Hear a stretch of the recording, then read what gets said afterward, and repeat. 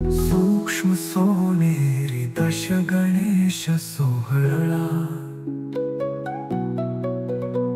लहानशा रूपात विश्वाची करुणा गणराया मोरया तुझी महिमा अपारणा। तर आता ह्या बाप्पाच्याकडे मी बघतीये, मला तो झुल्यावरती तुम्ही त्याला विराजमान केलं आहे आणि तो बाल स्वरूपामध्ये तो आहे, झुल्यावरती आहे। ही प्रेरणा कुठून आली खरं तर आपल्याकडे?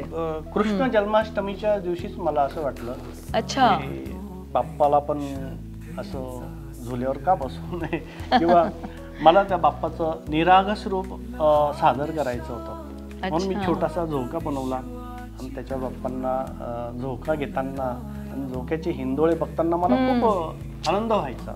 त्या आनंदासाठी मी त्या बाप्पाची निर्मिती केली। खूपच सुंदर, खूपच सुंदर, काय छान, क्या बात आहे, वाह, फारच छान आहे तो बाप्पा। झुला पण तुम्ही किती इंट्रिकेटली बनवलाय, म्हणजे त्याचं ते महिरप, ते खांब, त्याच्यावरचं थोडं थोडं डिझाईन खूप छान झालंय। ऍक्च्युअली मला झुला माहित नव्हता, म्हणून मी एका फर्निचर मॉल मध्ये जाऊन आलो, असे झुले बघितले, मग त्या हिशोबाने तो बनवला। वा, तुम्ही इतके पॅशनेट आहात हे सगळं बनवताना की त्याच्यासाठी लागणाऱ्या गोष्टी कुठून मिळवायच्या काय ते पण तुम्ही म्हणजे मिळवून घेता, असं बनवता, त्याचं निरीक्षण करता। आणि विशेष म्हणजे ह्या झुल्यासाठी जी चेन आहे ना, हो, ती चेन सुद्धा बघा किती बारीक आहे, ती सुद्धा बनवताना विशेष कष्ट पडतात। खरंच खरंच खरंच स्पेशल आहे एकदम। हो हो हो, वा, खूप सुंदर, खूपच सुंदर।